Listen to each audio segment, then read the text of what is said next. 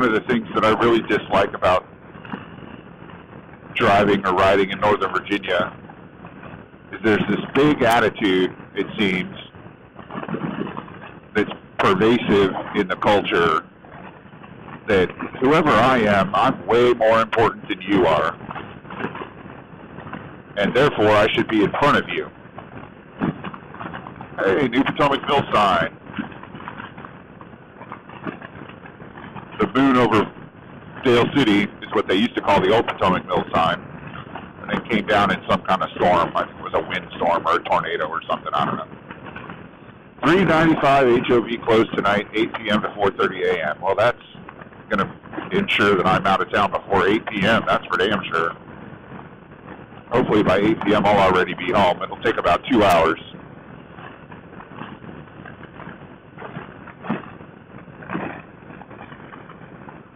This is a little bit later than I usually come through here. I usually try to leave the house by 5:30, which gets me to the office in the neighborhood of 7:30, give or take, 10 minutes. But I slept a little extra. I hit the snooze once. Didn't get out of the house until 5:45 and then had to stop and get gas because of my recent repair on my motorcycle. I had to siphon out 4 of the 5 gallons in the tank, so I only had 1 gallon of gas left, and that ain't going to get me 105 miles. Is that a slingshot? I believe it is.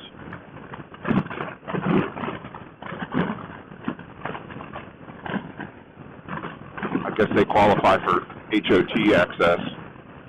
Got a bunch of people coming on. This is Dale City, so there's a big commuter parking lot there. So you get a bunch of people coming on the express lanes. So basically this becomes its own little highway within the highway. 2 lanes for most of the way, 3 lanes sometimes. And then you can split off to 495, which is the Beltway. You can keep going on 395, which is the road straight up to the Pentagon and into D.C. And if you take 495 around, you can get on 66, which will also take you into D.C., but it goes past Arlington instead of past the Pentagon through Alexandria. So that's what I'm going to do, is curve around and take 66.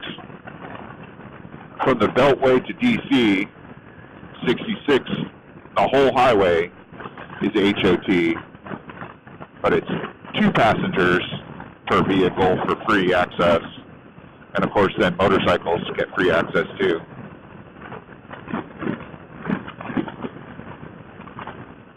There's a push here to get these things like the slingshot their own definition as an autocycle.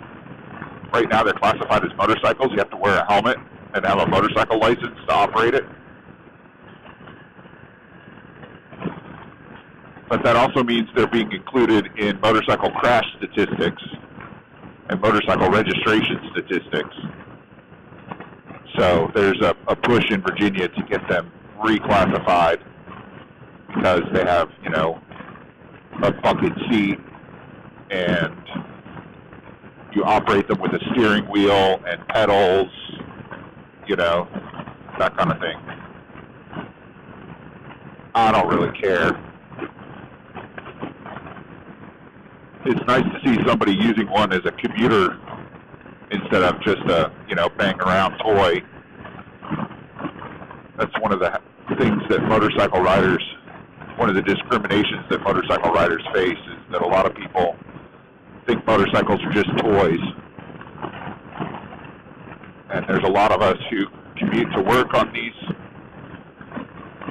vehicles, who don't even own cars, who ride them year-round or as close to year-round as they possibly can.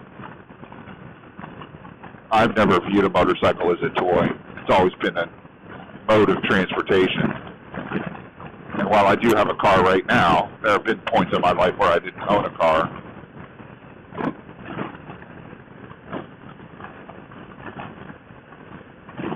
And maybe I'm just jealous because I can't afford an autocycle. think they're kind of goofy looking, but apparently they handle really well, and they sure are expensive. Anyway, I'm going to stop talking and let you enjoy the ride. Yeah, how's your century? You put it down on me.